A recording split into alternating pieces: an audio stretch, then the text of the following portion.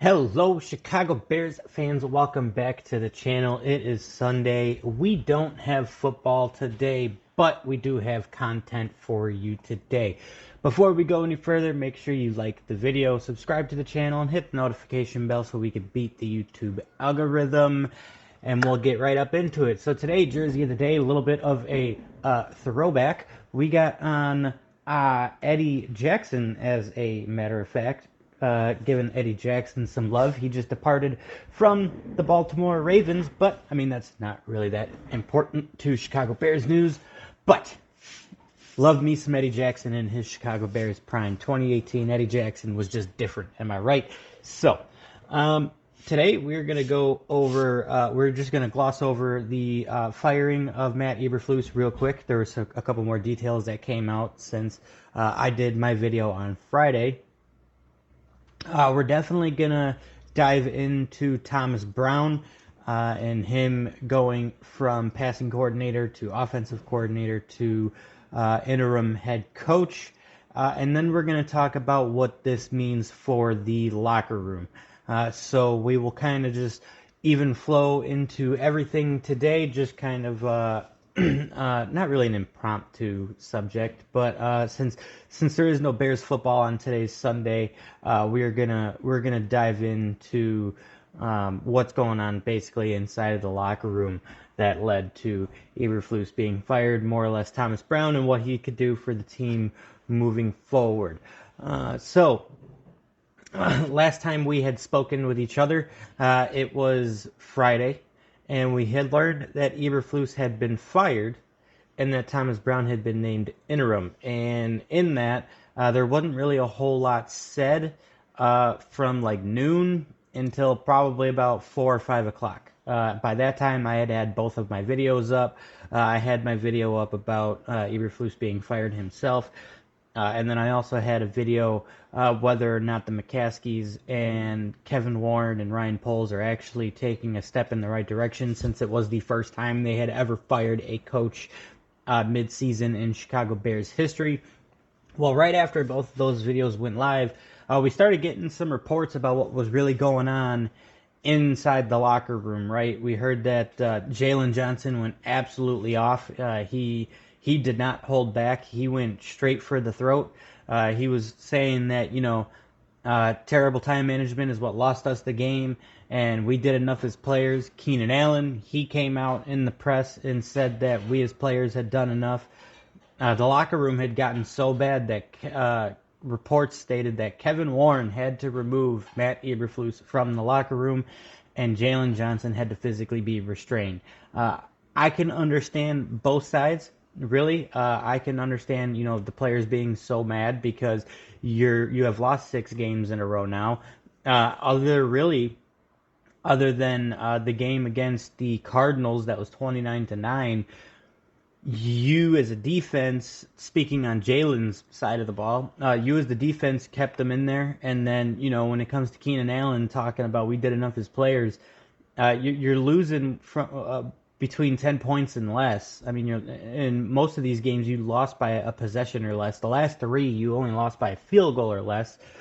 I can really understand how the players have finally reached a boiling point. I, myself, along with a lot of others, have kind of had the sentiment that the locker room was lost probably after the Commanders lost, if not definitely after how they got destroyed against the Cardinals.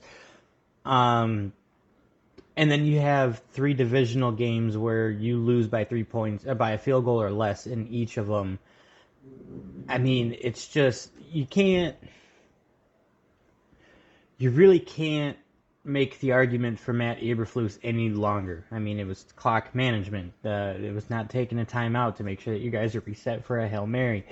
It just snowballed so fast. Nobody really wanted him back after year 2 to have a year 3, but with a new OC and the number 1 overall pick, they thought that they were in a bit of a better position, which agreeable. How can you not think that you're in a better position with the number 1 overall pick versus a fifth year quarterback? it seemed like they were going in the right way, except for the fact that there was one glaring problem, and that was the fact that the interior offensive line was not addressed in the offseason. And I think that that made Shane Waldron look absolutely terrible. I do believe that if there was a better offensive line, Shane Waldron either wouldn't have been as bad or um, maybe wouldn't have gotten fired as soon as he did. I don't know if you guys agree with me on that one. Leave me a comment for that one down below. But that's just my opinion there. I think that a better offensive line changes a lot of things with the Bears. I don't know if it changes everything. I don't know if it answers their problems when it comes to the head coach. I don't know if it changes their record really because of the way in which they have lost because of these coaching decisions. I myself not 100% sure on that. I can't say for sure one way or the other. I would like to think that they would have more wins if they had some better players. But again, with the rookie quarterback, they do take a lot of control out of Caleb's hands as far as taking a timeout, like in that Lions game, or better play selection in the final drive of the game. You know, there's just a couple of things that I don't think would have changed regardless if you had better offensive line players. And then the defensive line regressed in a way that nobody really saw coming. So, I mean, and that should be on Eberflus because he's the one that calls the defense 100% without a doubt. I wouldn't be surprised to actually see an offensive or a defensive uptick with our defensive coordinator calling plays from here on out. I think he very much like Shane Waldron, or I'm sorry, not Shane Waldron. Thomas Brown sees what the problems are, and I think that he very much like Thomas Brown will start playing the player's strengths. I don't know if that means that you'll see a different defense the last 5 games of the year, but I do think that it will definitely impact the defense in a good way, at least a little bit.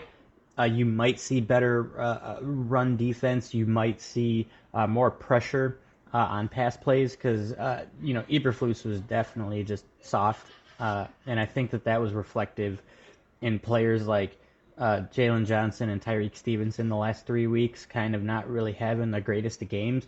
When even before the last 3 games, when you lost against the Commanders, Cardinals, and Patriots, other than the Hail Mary, Tyreek Stevenson played pretty decent against the Cardinals since he got forced into the rest of the game. He played decent against the Patriots. I mean, and then obviously Jalen's your lockdown guy. But them three kind of taking a check out the last 3 weeks is very telling, in my opinion. But, I think that as a whole, this will be a boost of morale for the team, just because the Bears had basically came out and stated that, we've broken the record. We fired a coach in season for the first time ever. We are finally going to make some meaningful changes. I do think that them letting go of Matt Eberflus does show a vote of confidence that they may start moving in the right direction, because this is something that we've never seen before. Obviously, we have to wait until the offseason and watch how that plays out to actually see if they, take care of everything the way that they should. But I do believe that it is a step in the right direction. And so moving on to Thomas Brown. So far, a lot of people have had a lot of good things to say about him. Sean McVay came out and said that he would be a really good fit for this interim job and perhaps a head coaching job afterwards. So he spent some time in LA with the Rams under Sean McVay. I know that he was a special assistant of some sort, and then he was the assistant head coach when they won that Super Bowl that second year that Matt Stafford was there. He was there for a couple more years, and then he went on to Carolina, where he was the offensive coordinator, but wasn't play calling in Carolina. And then last year, at the end of last year, he was play calling for the last 6 games, I want to say. But I believe that Carolina knew they were going to blow that up anyways. For one, and for two, I also don't necessarily reflect those statistics on Thomas Brown because he didn't have nearly the weapons that he could use that he has in Chicago, right? I mean, he's got Caleb Williams. He had Bryce Young. He's got Keenan Allen, DJ Moore, Rome Odunze, Cole Kmet. What did he have in Carolina, right?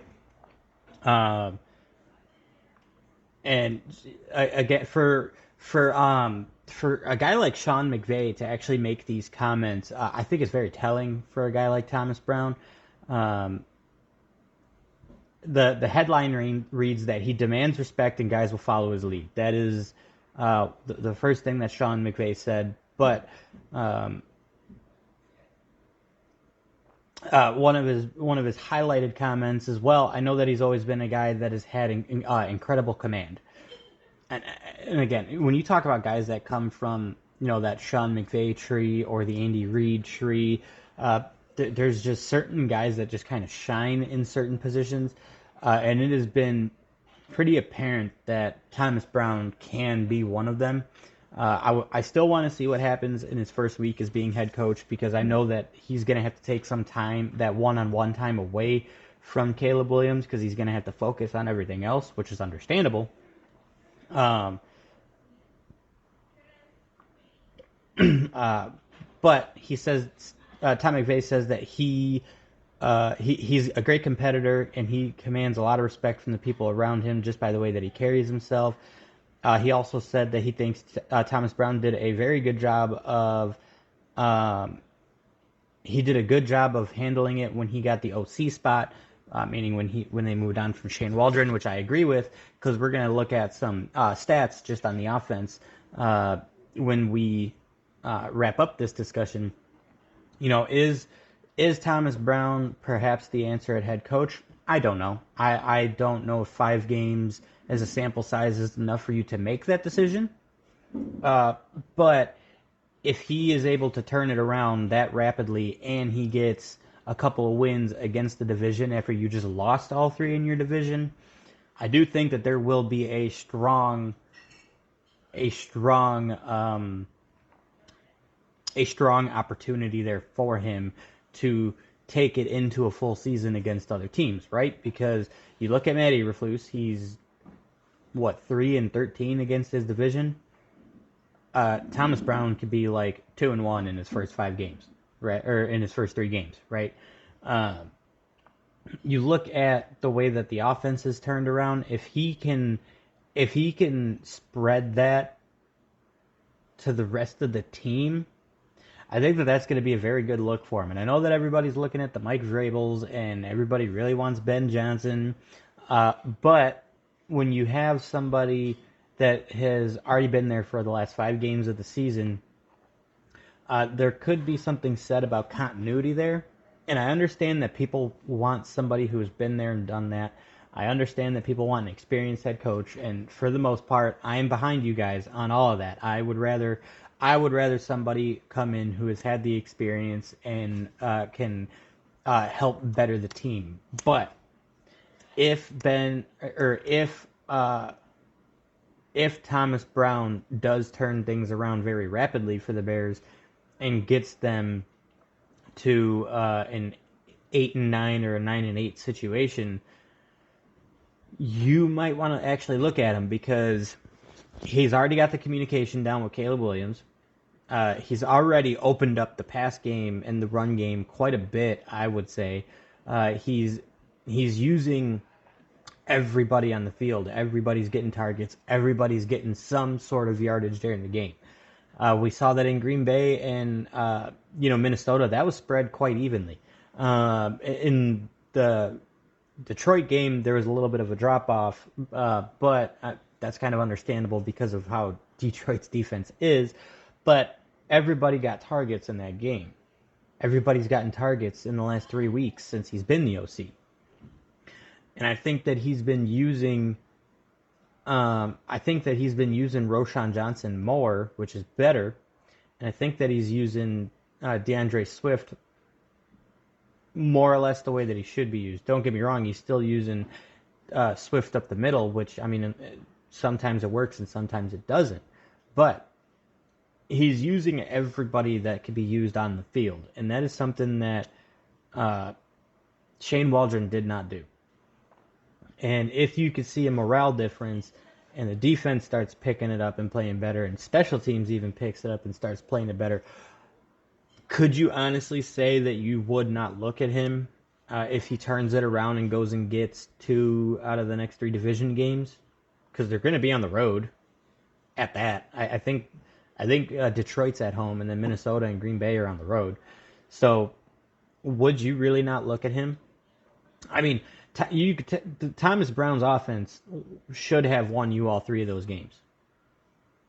Matt Eberflus found a way to lose you each and every single game, which is ridiculous. So would Thomas Brown make a difference in those decision-making calls at the end of the game when they matter the most? That's what you want to look at in these next 5 weeks. I think just by the way that he runs the offense alone, I would consider him for the head coaching position. I just want to see how he's able to spread his time between offense, defense, and special teams, and if all 3 of them together have an uptick, or if one has an uptick and the other one kind of drops down a little bit. I just want to see as a whole everything kind of rise up a little bit. If you see that, I would seriously talk about keeping him in house and potentially keeping him as a head coach, because, like I said, just on the offensive side, we've already seen that continuity grow times 100 since Shane Waldron's been gone. If he can manage to do that with the defense and special teams, I honestly can't see why not. And with that, we'll just look at a couple of stats. I'm just going to hone in on some Caleb Williams stats because these seem to be the most important.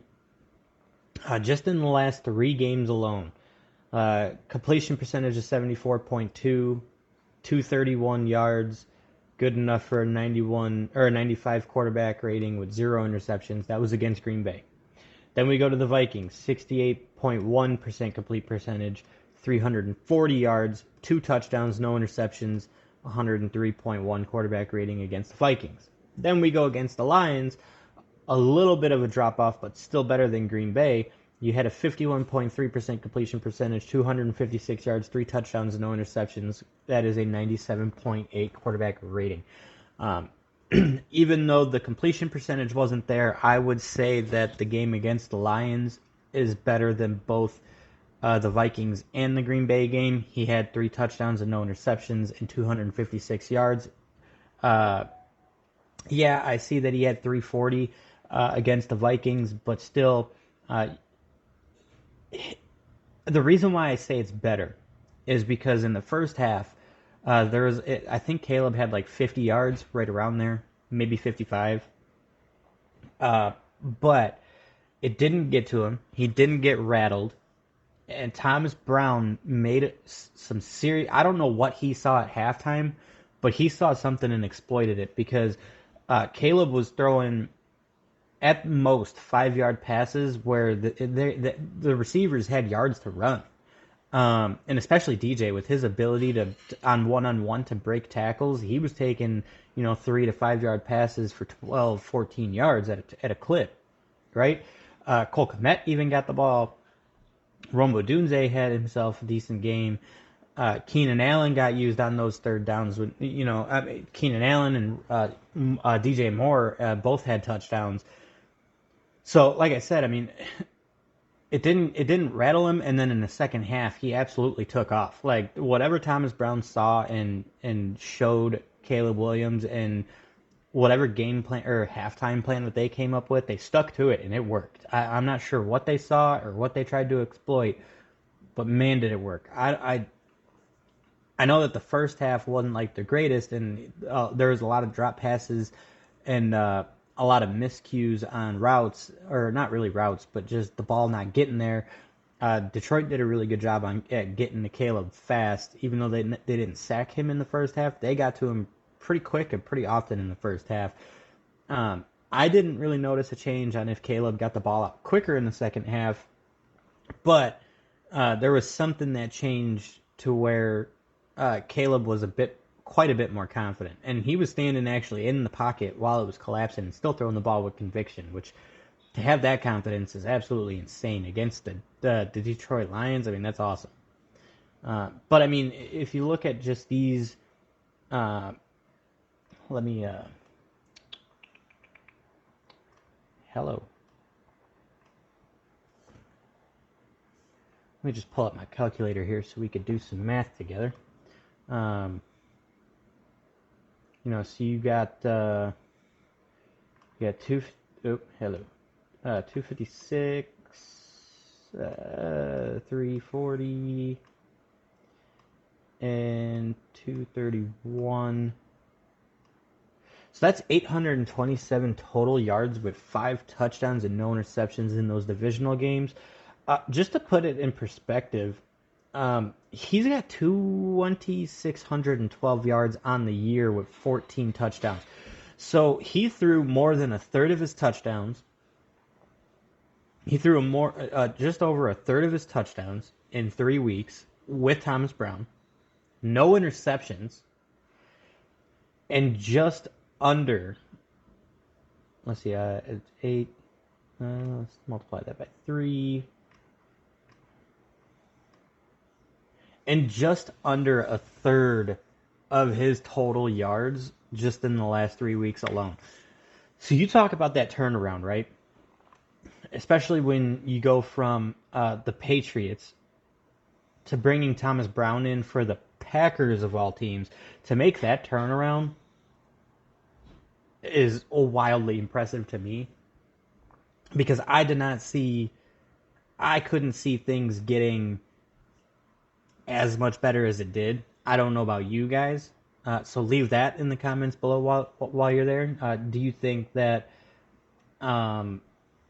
this turnaround is absolutely impressive? Because I do. I really believe that Thomas Brown has something going with Caleb Williams. I would love to see it continue to grow.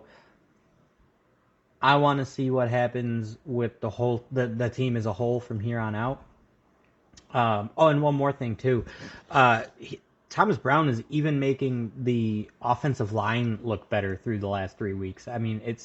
He's designing plays for Caleb to get the ball out quicker.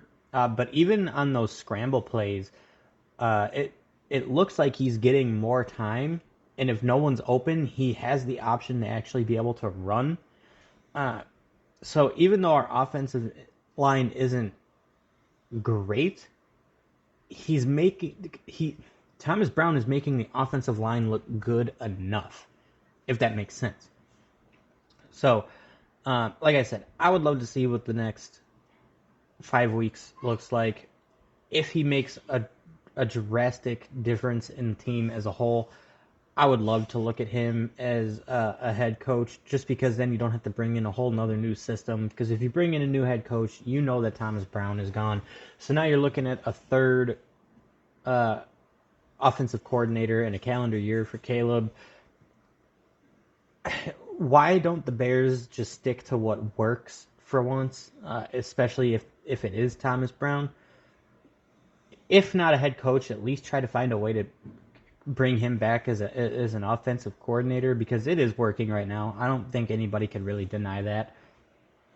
And I think it would be ignorant to pass up on him just because a potential better name is out there, like Vrabel or Ben Johnson, which Ben Johnson would also be a rookie head coach too. And I think that the Bears fans as a whole is kind of over the rookie head coach thing. The last two really didn't work out whatsoever. So, that will... Obviously, there's 5 weeks left in the season. There's a lot to decide in the offseason. You let me know your thoughts down below, Bears fans. If Thomas Brown makes a big difference, would you consider him for the head coaching job? Or would you at least try to find a way to keep him as an offensive coordinator, given what he's doing with Caleb Williams in the offense right now? Just let me know in the comments below. And with that, my friends, enjoy the football games that are on today if you are watching any. I hope that you had a fantastic Thanksgiving. We got Christmas coming up, but you guys enjoy yourselves today. like the video, subscribe to the channel, hit the notification bell so we can beat the YouTube algorithm, my friends, and I will catch you all in the next one.